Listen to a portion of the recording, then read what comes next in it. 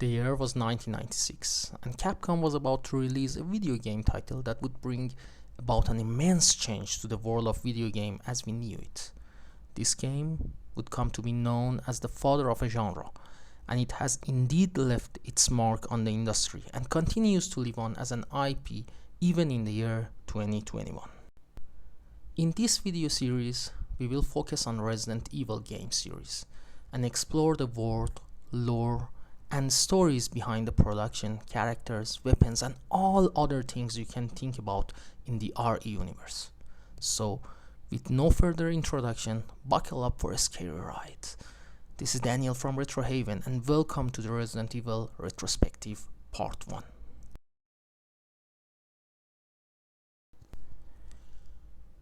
In 1989, a video game called Sweet Home was released for Nintendo Famicom. If you are a part of our Western audience, then you might know this legendary piece of hardware as NES. Unfortunately, Sweet Home has never left Japan and remained a hidden gem far from the grasp of the Western market of gamers. The game was based on a popular horror movie by the same name, and it had an atmospheric and mystical feel to it. At its core, the game was contained multiple elements such as mansion setting, multiple characters, puzzle solving, and other things that you might know very well. The game had the player survive against the horror that laid within the mansion.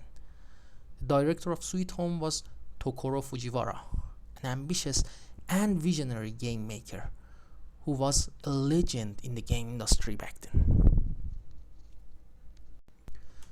When 1993 came around, he knew that in order to remake Sweet Home for a younger generation of gamers, he needed new blood on his team. Rewinding back to the late 80s, most games were 2D, but in the mid-90s, 3D and polygons were starting to make scenes in this industry. So, Fujiwara selected a young talent within the Capcom to manage the project for the Sweet Home remake.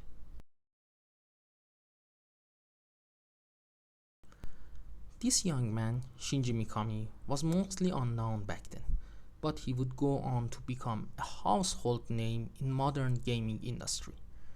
Mikami was like Fujiwara in many ways, and one of the main similarities that the two possessed were their ambitions. So, it made sense if Mikami added his own insight into the new project.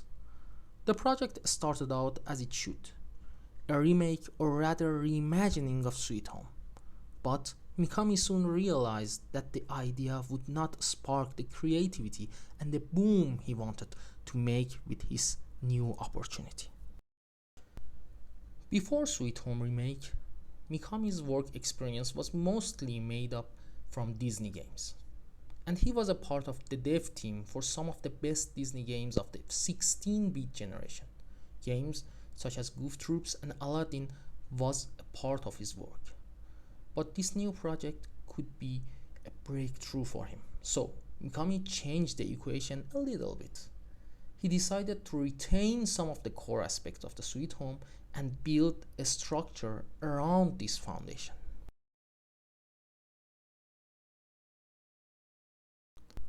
The main aspect that Mikami decided to borrow from Sweet Home were a mansion setting, multiple playable characters, puzzle solving, the horror elements, and the now famous door loading screens.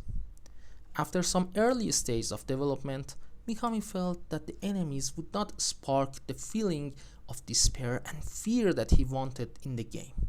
So, he tried to come up with a new idea. Mikami was a fan of George A. Romero's Living Dead movies, and based on his personal interest, he decided to choose the pale walking corpse of these films as the main enemies of the game. The production was going forward on a modified version of Goof Troop's engine, and was originally planned to be a first-person game. The surviving screenshots showing some creepy zombies, but I personally think that the polygonal rendering of that time was not quite good enough to bring about the same feeling of horror like movies did.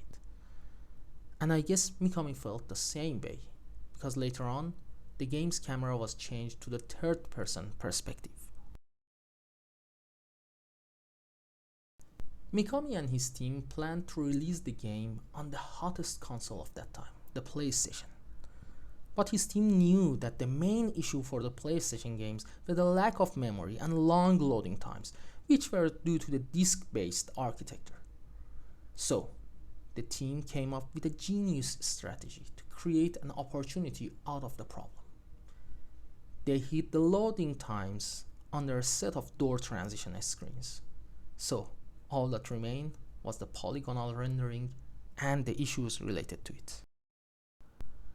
The problem was that if the team wanted to render everything in 3D, they would have to sacrifice the image quality. To overcome this, they would use a combination of pre-rendered background and 3D model placed on top of them. This type of visual representation was certainly amazing, but needed some type of specific control scheme to make the gameplay feel more natural. So, the team opted for the tank control scheme and cinematic camera angles. All in all, each part of the game pieced together like a puzzle, and the resulting product was ready to make history. The game was titled Biohazard in Japan, but there was an issue with the Western release. The name Biohazard was already trademarked for an extremely average game, and so they decided to rename the game for the Western audience, and the chosen title was Resident Evil. Resident Evil was released in Japan on March 22nd, 1996 on Sony's PlayStation. And the Northern American players only had to wait for 8 days to get this gem on the store shelves. The PAL region users were not as lucky, and they had to wait around half a year before Resident Evil would be released in their region in the late 1996. The initial reception of the game was extremely positive, with gamers and critics praised the game, and overall reaction to it was well in positive manner. Resident Evil was unlike anything gamers had seen before. The atmosphere, the cheesy cinematics and dialogues, puzzles, scare factor, and many more aspects of the game was a new world for the people in 1996, and soon the world knew two things. This game is going to make history as a franchise, and Shinji Mikami would become a legend forever. In the next video, we will focus on the storyline of the first Resident Evil game, so stay tuned for the part 2 of Resident Evil Retrospective. Please leave a like and subscribe to our channel to become a part of RetroHaven family if you haven't already. This might only take a second of your time, but it would mean a lot to us. Also, make sure to hit the bell icon so you can get access to the next video as soon as we publish them. This is Daniel, and I will see you in the next video.